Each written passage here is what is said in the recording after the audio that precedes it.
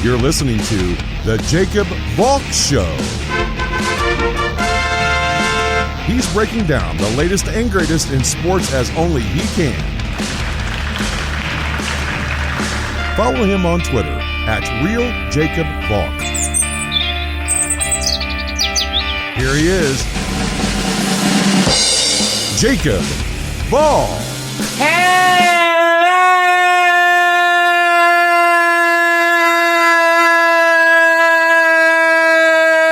Hello, sports fans! Welcome to another edition of the Jacob Valk Show. I am Jacob Valk, and I have to start with Steelers-Ravens. By far and away, the game of the week in the NFL. That should have been the Sunday night game. Not that horror show between the Cowboys and the Eagles, with two dreadful quarterbacks. Make no mistake about it. The Steelers are the best team in the NFL. They're the last undefeated team. And they've beaten some solid teams to get here.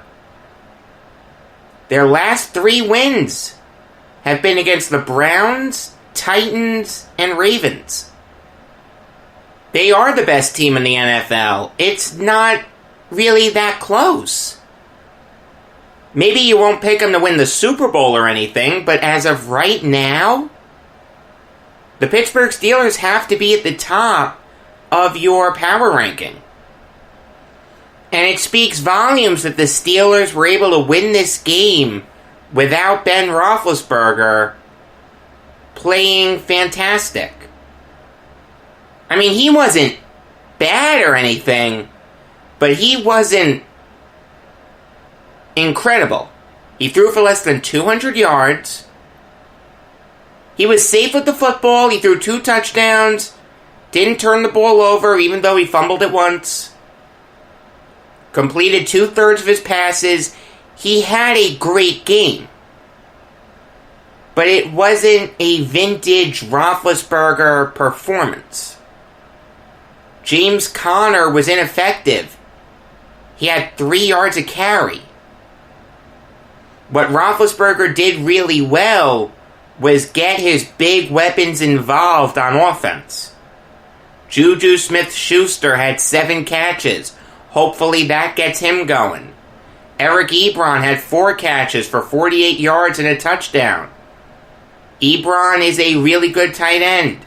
Chase Claypool has taken the NFL by storm. 5 catches for 42 yards and a touchdown. The guy's doing his best Antonio Brown impression. This is a scary Steelers team. And you take a look at their upcoming opponents. The Cowboys, Bengals, and Jaguars. They're going to go 10-0. Now, after the Jaguars, they face the Ravens. They're the late game on Thanksgiving. And they have to go to Buffalo to play the Bills a couple weeks after that. They have the Colts and Browns to finish up the season.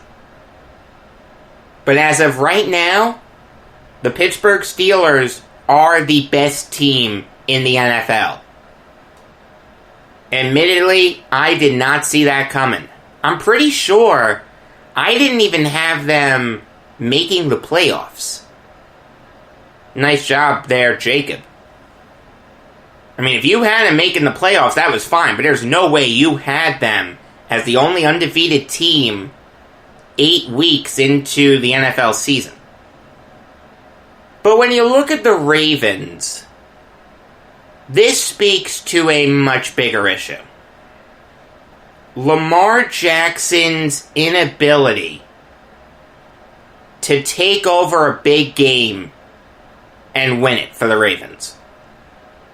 The Ravens really had to win this game. If they won, they would have been tied with the Steelers for first place in the AFC North. I understand it's November.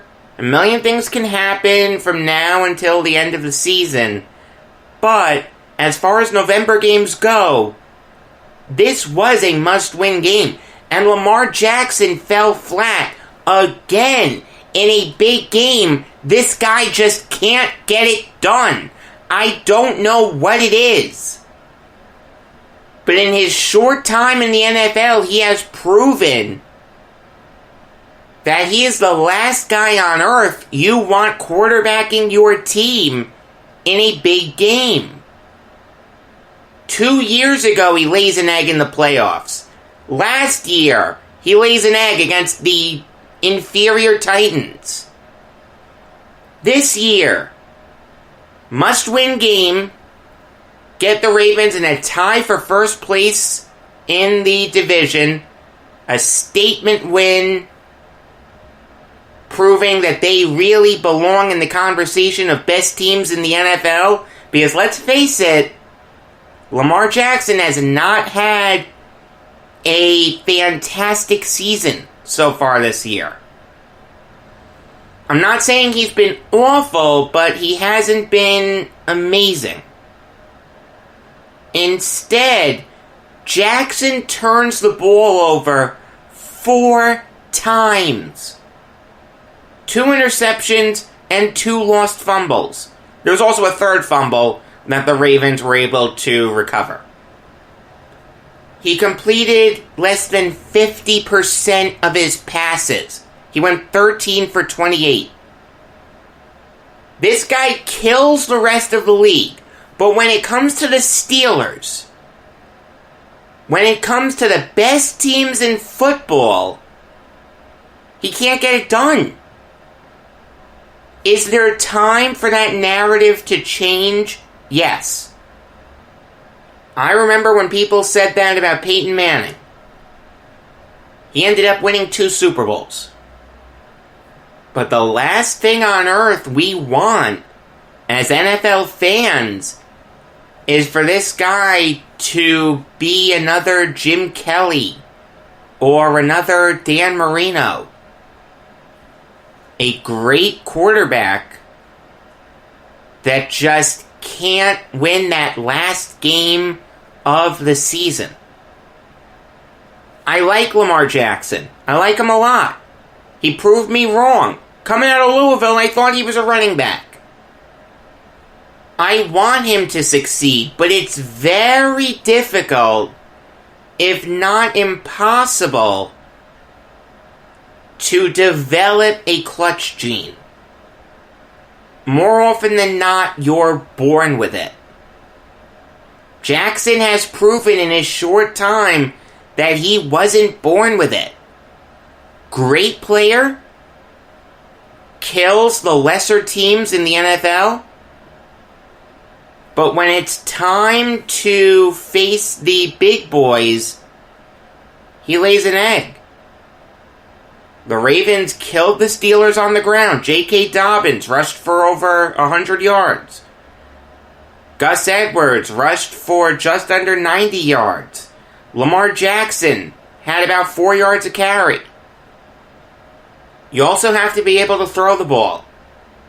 And you've got to throw it to someone other than Willie Snead. Snead had 5 catches for 106 yards. If I told you that a Raven wide receiver was going to take over this game, you wouldn't have said Willie Snead. You would have said Marquise Brown. And Brown was ticked off after only having 1 catch yesterday. He was only targeted twice. That's a bad job of game planning. That's a bad job by Jackson. Whenever the Ravens are in a big game, they just fold. There's time for Jackson to turn it around, but he's got to show that he can win big games. And he's got to do that sooner rather than later. Moving on now to Rams-Dolphins.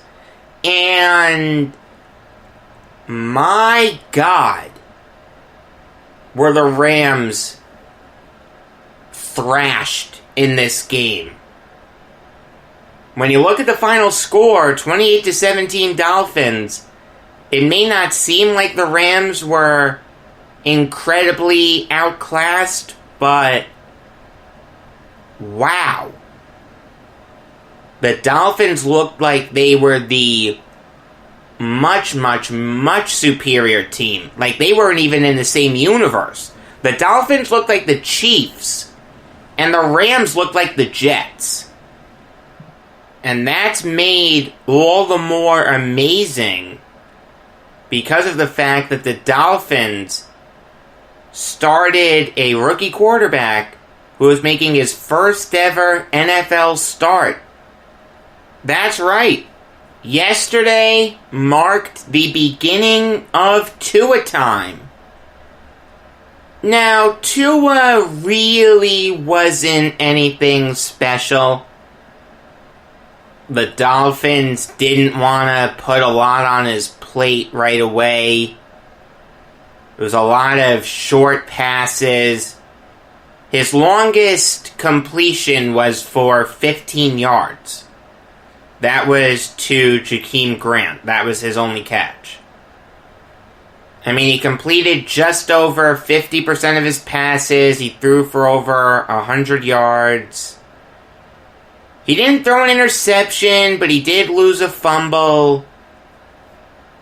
It wasn't the greatest start to a time, but at the end of the day, the Dolphins got the win. Like I said, they destroyed the Rams. Goff looked absolutely dreadful. He turned the ball over 4 times, threw 2 interceptions, and fumbled the ball twice. He attempted 61 passes. I like Jared Goff. I like him a lot. But you don't want him throwing 61 passes. If you see him doing that as a Rams fan, you know you're in trouble. But at the end of the day, it really doesn't matter much. Any team can have a bad game. I think this was the Rams' bad game. They beat a good Bears team a week ago. And now they lost to a team that no one expected them to lose to. That's the NFL. Any team can be better than any other team on any given day of the week. I'm not worried about the Rams. And obviously I'm not worried about Tua either. Chan Gailey just didn't want to put a lot on his plate right away. Slowly but surely, he'll get more responsibilities, and he'll show why he would have been the first overall pick if he had stayed healthy. With the NFL trade deadline just over 24 hours away, the Jets made another trade. They already traded Jordan Willis, they traded Steve McClendon, and now they've traded Avery Williamson. They sent Williamson and a 7th rounder in 2022 to the Steelers for their 5th rounder in 2022. This was probably the best that you could hope for. If you were Joe Douglas, maybe you could have hoped for a 4th rounder, but Williamson really hasn't been that great this year. According to Pro Football Focus, he only has a 43.2 overall grade. He was absolutely dreadful against the Chiefs yesterday. And it's really a shame that we'll never get to see Williamson and C.J. Mosley play together for an extended period of time. That's what we were sold on as Jets fans. These guys were going to play together and no one would be able to do anything over the middle of the field. We'll never see it. As for the Steelers, this makes perfect sense. Devin Bush is out for the year. The Steelers needed to bring someone in to replace him. And while Williamson isn't having a good year this year, he has a track record of success. Last year, he had a 72.8 overall grade. The year before that, 80.2. While Williamson won't be Bush, he'll be really good. This is an even trade. A 5th rounder was probably the best you could get for Williamson. But here's what I don't like about it. I like that the Jets are trading their veterans for draft picks. And it wouldn't surprise me if by tomorrow other guys were traded. Be honest, would it really surprise you if Sam Darnold was a Dallas Cowboy? Would it surprise you if Brian Poole was traded? You should listen on everyone. You should definitely listen on Quinnen Williams. You should definitely listen on Mekhi Becton. I'm not saying you have to trade them, but you do have to listen. On the surface, this is a perfect trade for the Jets. But when you dig a little deeper, it actually speaks to a big issue for Joe Douglas. And that issue is that he's okay with throwing seasons away. Now, I'm not talking about this season. Obviously, you throw this season away. Go 0-16. Get Trevor Lawrence. Fine. No issue with that whatsoever. What about next year?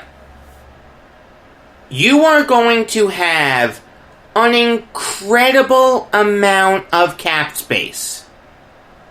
According to overthecap.com, as it stands right now, the Jets will lead the NFL in cap space when the offseason hits with over $80 million. The Jaguars aren't that far behind them, but still, $80 million. That is enough to sign whoever you want in free agency. I haven't dug too deep into the free agency market for next year, but I know Allen Robinson is a free agent. I know Yannick Ngakoue is a free agent. I know Hunter Henry's a free agent. I know Jadeveon Clowney's a free agent. The Jets can sign all those guys. They have the cap space. And they have an owner, assuming Woody Johnson comes back, that has always been aggressive in free agency. If that's what the GM wants to do, he's okay with it. There is no reason to think that with Trevor Lawrence quarterbacking the Jets, and with great free agents coming in, that the Jets couldn't fight for a wild card spot next year. With $80 million in cap space, you can go from the bottom of the NFL to the top. You take a look at a team like the Green Bay Packers in 2018. They went 6-9-1. What did they do in the following offseason? They were incredibly aggressive in free agency. Adrian Amos, Preston Smith, Zadarius Smith, and Billy Turner. They ended up going 13-3. And they were the third best team in the NFL last year. 2015, the Giants went 6-10. They were a joke. What did they do in free agency? They went out and signed Janoris Jenkins, Olivier Vernon, and Damon Harrison. You know what happened that year? They went 11-5 and made the playoffs. Yes, they were destroyed by the Packers, but at least they made the playoffs. Alright, I'll take a playoff appearance and getting destroyed. Realize something. When this season is over, the Jets will probably have the longest active playoff drought in the NFL. The Buccaneers are making the playoffs. They just are. And you know what? The Browns probably will too. That leaves the Jets. Joe Douglas has made 3 trades in the middle of this season. The Avery Williamson trade, the Steve McClendon trade, and the Jordan Willis trade. All of those trades resulted in the Jets getting a pick in 2022. That is not acceptable to me. There is no reason to think that the Jets, with Trevor Lawrence at quarterback and $80 million in cap space to work with, that they couldn't make the playoffs. In 2009, they were in a very similar situation. They drafted Mark Sanchez. They signed Bart Scott. They signed Jim Leonard. They made the big trade for Braylon Edwards. They put all their chips at the center of the table, and they said, we're going to go for this thing. And you know what? They made the playoffs. Joe Douglas punted this season away. He never tried to contend this season, and you're seeing the results of it. The Jets are the only team in the NFL to have still not scored 100 points this season. Every other team has scored over 100 points total, not the Jets. We are halfway through this season. What these trades tell me is that Joe Douglas isn't going to try to contend next year. He's going to wait for the year after. Trevor Lawrence's rookie season, forget about it. Good luck, kid. You're going to get fed to the wolves. What, is this Douglas saying that he doesn't think Lawrence is going to come out? So he's going to tank another season to try to get him? It's a joke. Get 2021 picks. You want to tell me you can move up with the 2022 picks? Okay, that's fine. You're not wrong. But there's no guarantee that that's going to happen. Hell, of the 3 mid-season trades that I just mentioned, the Jets actually traded away a pick from this coming draft. They traded away their 7th.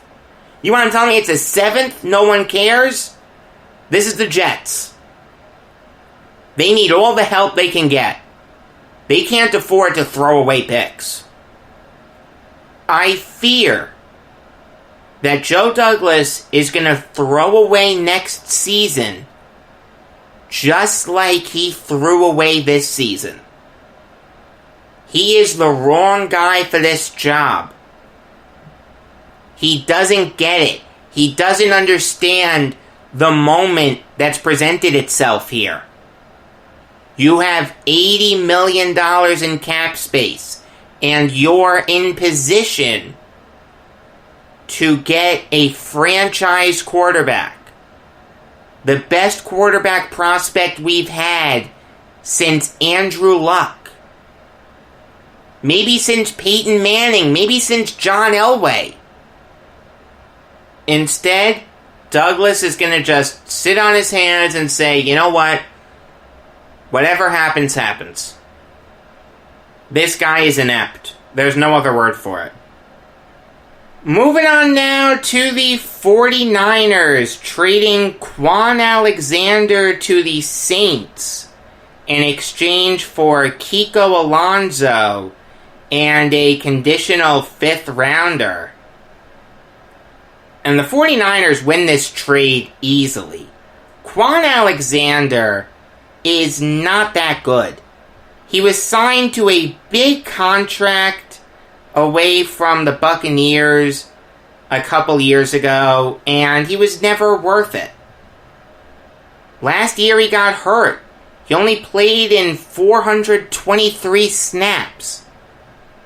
This year he's been playing more, but he hasn't been that good. In his 2 years with the Niners, he's never had a Pro Football Focus grade over 55.4, and that's this year. The year before, 52.6.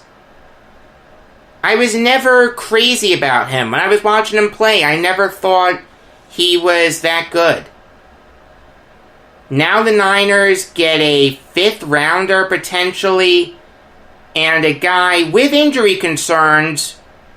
Kiko Alonso has injury concerns, but when healthy, he's a really good player.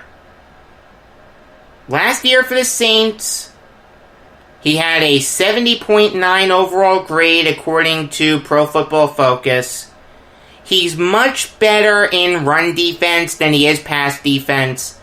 Terrible in coverage, but he's a really good tackler. I like Alonso a lot.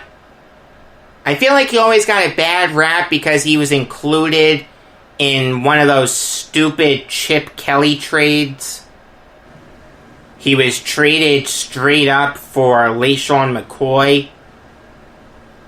That was an incredibly stupid trade then, and it's still an incredibly stupid trade. But Alonso's a good player, light years better than Alexander when healthy. Then again, Alexander has injury concerns too. The Niners got a conditional 5th on top of an upgraded linebacker. They easily win this trade. While I'm on the subject of trades, I'll tell you about some guys that are on the block. According to Ian Rappaport of NFL.com, Jordan Howard and Jacob Hollister are on the block. Jordan Howard came into the NFL and had back-to-back 1,000-yard seasons. In 2018, he had 935 rushing yards. Then he was traded to the Eagles and was never given a shot. Then he went to the Dolphins and ended up being their goal line back. He's been inactive the past few games. I don't understand what people have against Jordan Howard. I like Jordan Howard. I think Jordan Howard's a good running back. It's also his birthday today, so happy birthday. Look, I'm not saying he's great or anything, but I don't think he's terrible. I do think he's better than Myles Gaskin. If a team needs a backup running back, they could do a lot worse than Jordan Howard. It makes perfect sense for Howard to be traded. A 5th rounder would probably be the best you could hope to get for him if you're the Dolphins, but it's probably going to end up being a 6th. As for Hollister, I don't think this guy is that good. He's more of a blocking tight end. He's been in the NFL for 4 years and he only has 55 catches. He's not a bad blocking tight end. According to Pro Football Focus, he has a 64.9 pass blocking grade and a 67.2 run blocking grade. But blocking tight ends are a dime a dozen. I'd be surprised if the Seahawks got anything for Hollister, even a 7th. Usually now I preview the Monday night game, but there's not much to preview here. I think this game's gonna be a romp. I mean, I'll go over it really quickly. You have a great Buccaneers team versus a dreadful Giants team. The Buccaneers have the best player in NFL history as their quarterback, and they've surrounded him with a ton of talent. Ronald Jones is having a good season, a much better season than I thought he would. Mike Evans is great. Scotty Miller's having a good season. Rob Gronkowski is having a good season. Chris Godwin and O.J. Howard being hurt really doesn't mean anything to me. This is Tom Brady we're talking about. He can make anyone look good. The offensive line is incredible. It's probably the best in the NFL. Donovan Smith, Ali Marpet, Ryan Jensen, Alex Kappa, and Tristan Wirfs. They're incredible. Their defense is really good too. Why couldn't Todd Bowles do this for the Jets? It doesn't bother me that Vita Vea is out. They have Levante David, Jason Pierre-Paul, Antoine Winfield's having a good season, Shaq Barrett, and Ndamukong Suh. They are just so much more talented than the Giants. I've said this before. The Giants are dreadful. They're not much better than the Jets. The Jets are worse. But if you're doing your power rankings, the Giants have to be 31. Daniel Jones stinks. They have no running game. Evan Engram is completely useless. The offensive line is useless. Andrew Thomas is shaping up to be a bust. Way to go, Gettleman. Cameron Fleming is dreadful. Nick Gates is anemic. Will Hernandez isn't having a good year. Every freaking day, when I turn on WFAN here in New York, I hear Giants fans talking positively about their team. Now, granted, after the loss to the Eagles, that kind of subsided. But today, I heard Giants fans being positive again. I hate it. It drives me nuts. There's nothing to be positive about. They're 1-6. They're going to be 1-7. The Giants have a good defensive line. That's it. This is going to be a romp. The Buccaneers are going to destroy the Giants. Alright, I did more of a preview than I thought I would. Just drives me nuts talking about the Giants. I hate it. Hate their fans. Always being positive. There's nothing to be positive about. Be realistic. It's like the Jets. There's nothing to be positive about with the Jets, and there's nothing to be positive about with the Giants. Call a spade a spade. Both teams stink. I understand as a fan, your impulse is to try to be positive, but if there's nothing to be positive about, why are you deluding yourself? It defies all rational thought. Alright, now I'll give you some Valk talk about college football. And we had some big upsets on Saturday. And I'll start with Kansas State losing to West Virginia by a score of 37-10. This loss really isn't an indictment of Kansas State. I mean, they're better than you'd think they are. They started their backup quarterback on Saturday, Will Howard. Will Howard is not that good. He's coming in for Skylar Thompson. Thompson needed shoulder surgery. He's out for the year. I mean, Thompson wasn't going to do anything in the pros, but he was having a good season for Kansas State, completed 62.5% of his passes, threw 4 touchdowns, no interceptions, was stretching the field. Will Howard just can't do that. He's more of a mobile quarterback. Thompson's a guy who can pound it in when you're like a yard or two out, but what Kansas State had to do was reinvent their entire offense around their new quarterback. That's not going to work. That's not an indictment on the coach. I like Chris Kleiman. I think he's a good coach. But when you lose your starting quarterback, you have a tough road ahead of you usually. I mean, Clemson had to fight tooth and nail to beat Boston College. If Trevor Lawrence was starting, it would have been a romp. Kansas State was knocked out of the top 25 because of this loss, and rightfully so. Without Thompson, they're nothing. WVU played a really good, well-rounded game.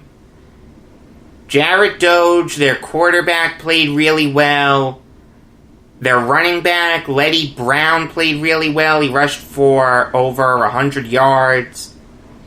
Bryce Ford Wheaton had 3 catches for 104 yards. He reminded me a lot of Robbie Anderson when he was with the Jets, when I was watching him play. Good win for WVU. There was a time in my life when I wanted to go there, and Kansas State is going to have a tough rest of the season. Moving on now to MSU versus Michigan. And again, Jim Harbaugh just can't beat a rival. Remember when I said I wouldn't be opposed to Harbaugh coming to the Jets? I don't know anymore. I mean, Harbaugh has just disappointed at Michigan. They should be so much better than they are. Michigan State isn't as good as Michigan. They're just not.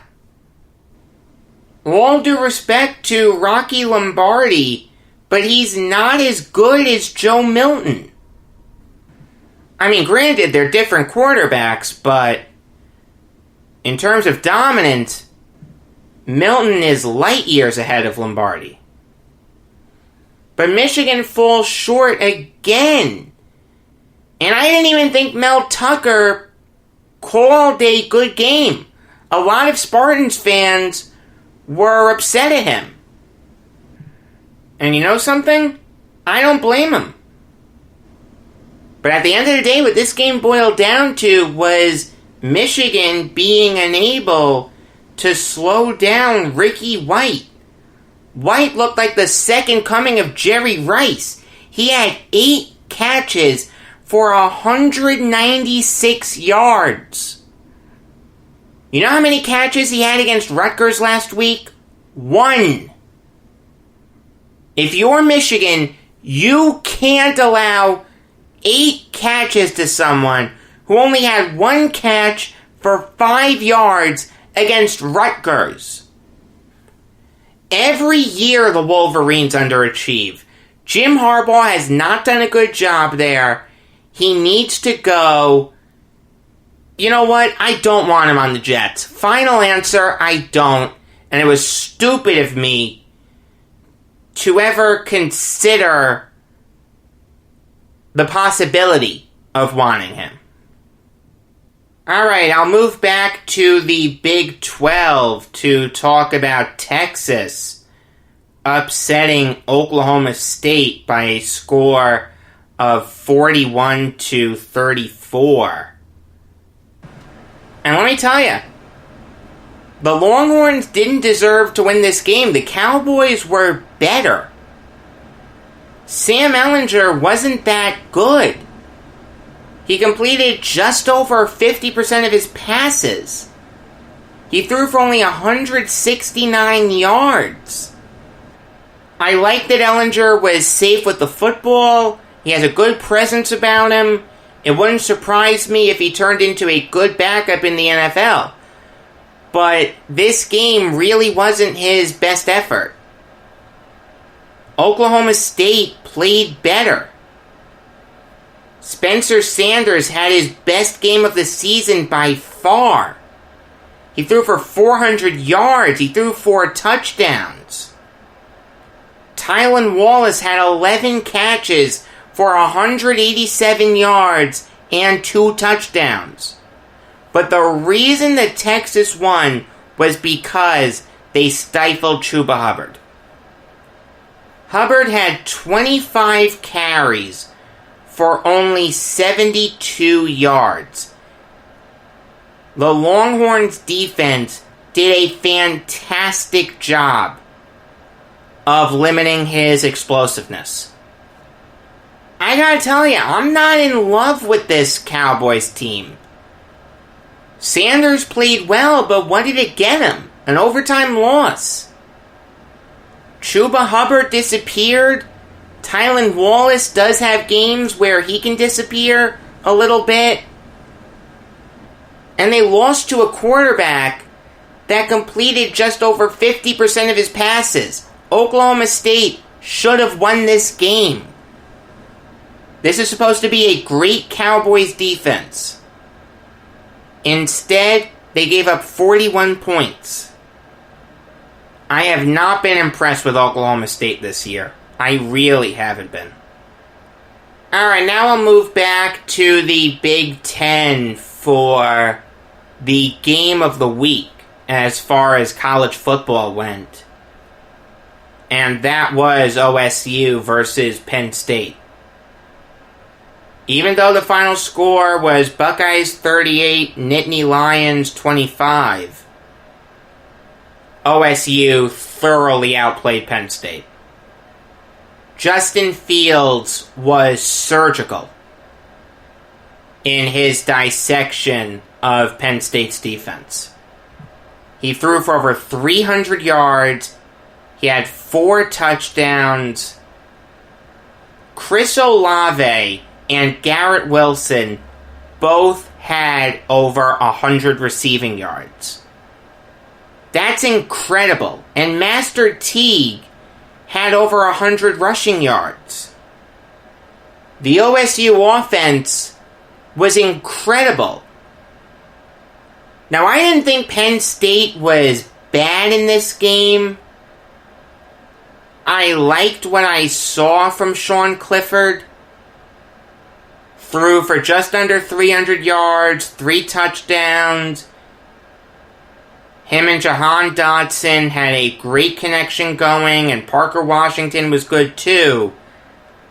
But at the end of the day, they were just no match for OSU. OSU is more talented. If Trevor Lawrence decides to stay in school, it wouldn't surprise me if Justin Fields got a lot of buzz for being the first overall pick. That's how great he's been in these 2 games. I understand it's only 2 games, but the long layoff doesn't look to have affected him. I like that. That's a very impressive quality to me.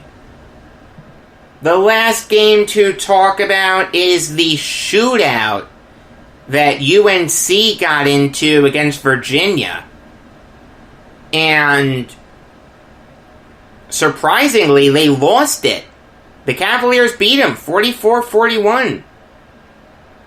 UNC has an explosive offense. The 15th best offense in the nation in terms of points per game. But Virginia doesn't. They're middle of the pack.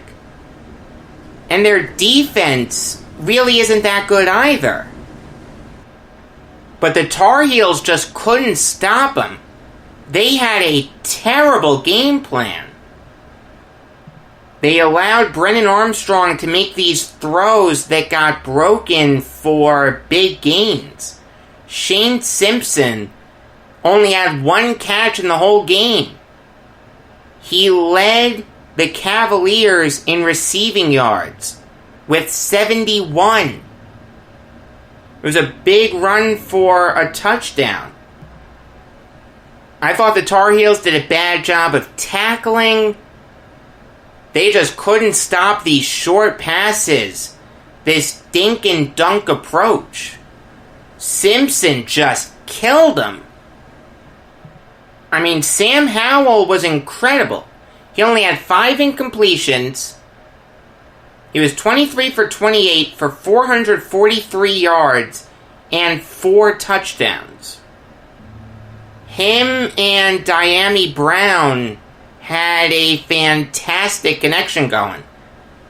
He had 11 catches for 240 yards and 3 touchdowns.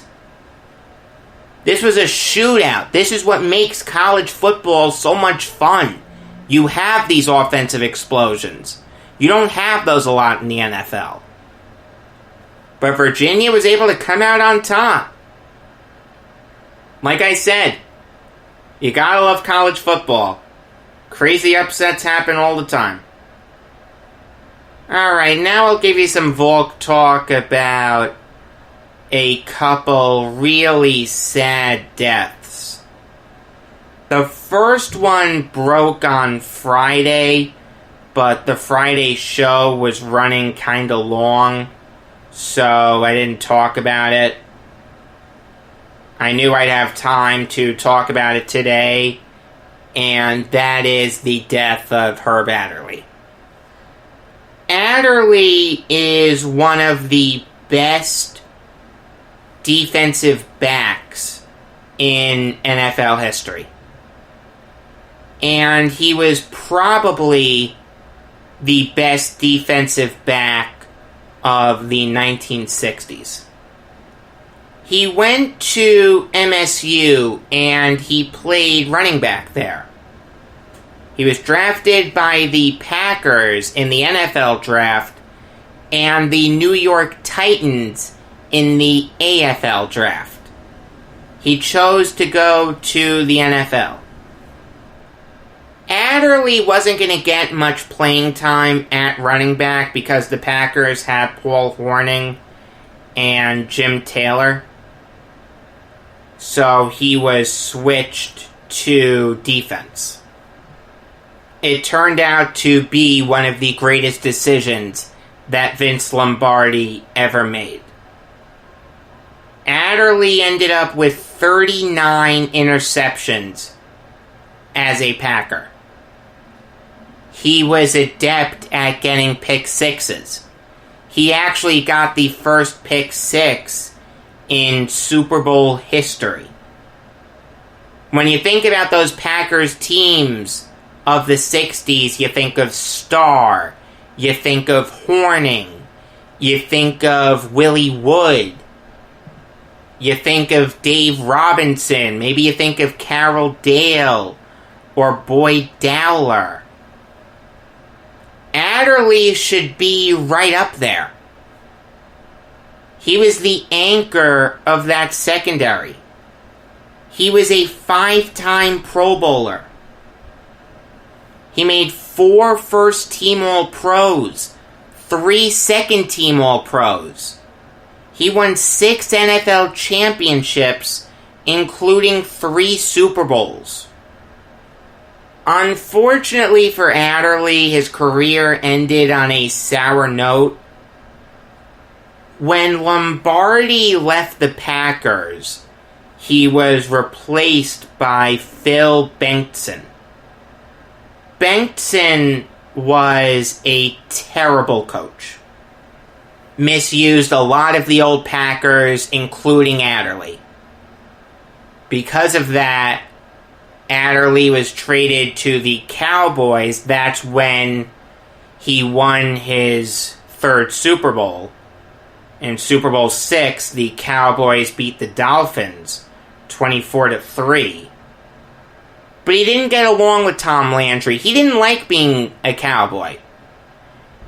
He wanted to be a Packer. He wanted to stick with Lombardi. It's really a shame that his career ended the way it did, but fortunately it didn't obscure his legacy too much. He was inducted into the Green Bay Packers Hall of Fame in 1981 and the Pro Football Hall of Fame in 1980. I met Adderley once. He was incredibly nice to me. We had a conversation, and he asked me what my expertise is. I thought he was talking about the old Packers teams, so I said, I'm pretty good with them. Adderley looked at me, and he said, no, I meant what job do you have? Really, really funny guy. Class act. Died at 81. May he rest in peace. The second death concerns the best coach in the history of Oklahoma basketball. And that is Billy Tubbs. It's okay if you don't know the name Billy Tubbs. He got overshadowed by some of the bigger head coaches of that time in college basketball. Guys like Dean Smith, Jim Valvano, Raleigh Massimino, Bob Knight. But Tubbs did great things in Oklahoma. He went to Lamar University, which at the time was a D1 school. He had to work his way up the ladder, but in 1976, he took over as Cardinals head coach. He whipped them into shape really quickly, spent 4 years there, 3 of them he finished with a winning record, and the last 2, he made March Madness. Then in the 80-81 season, he went to the Sooners. And he turned them around in short order. His second year there, they made the NITs. And then for the rest of the 1980s, they were in March Madness. In the 84-85 season, the Sooners were Big 8 regular season and conference tournament champions. That team was led by Wayman Tisdale, who would go on to be the second overall pick in that year's draft behind Patrick Ewing. Darrell Kennedy was there, Anthony Bowie, Tim McAllister. It was a great Sooners team. And it lost a nail-biter to Memphis that year in the Elite Eight by a score of 63-61. I'll fast forward a little bit to the 87-88 season. The Sooners were an offensive juggernaut that year. They averaged over 100 points a game. They finished second in the nation. I think the first team in the nation was Loyola Marymount under Paul Westhead. Don't quote me on that. But that was an incredible Sooners team. Stacey King, Harvey Grant, Mookie Blaylock, Ricky Grace. They scored at an incredible clip. They made it all the way to the national title game where they lost to Danny Manning and the Miracles 83-79. That was the high watermark of his college basketball coaching career.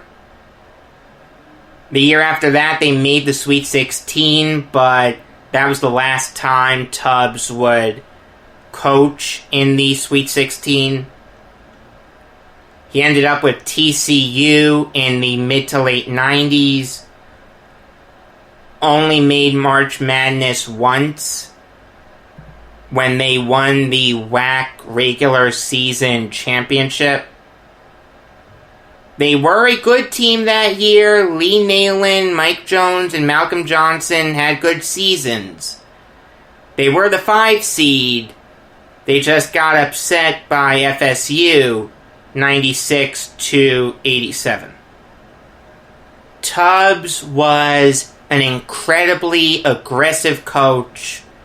Fast-paced offense, full-court press defense. He was a combination of Paul Westhead and Bob Huggins. I think that's the best way to describe him. He has a career record of 641 and 340. If you want to put him in the College Basketball Hall of Fame, I can certainly make the argument for it. Tubbs was an incredibly underrated coach. That's why he's not in. Like I said, he got overshadowed. But his teams were incredibly exciting to watch. He died yesterday at the age of 85 from leukemia. May he rest in peace. Tomorrow's show is going to run a little late. That's going to be posted at 4:30, 5 o'clock-ish. I want to wait until the NFL trade deadline passes because I think you can see some big trades. On Wednesday, you're going to get an interview that I'm going to do with David Ostrowski, the author of a book about pro sports in 1993. Very interesting read, I'll tell you that. Until next time, I am Jacob Valk saying that my broken finger is only puffy when it's swollen.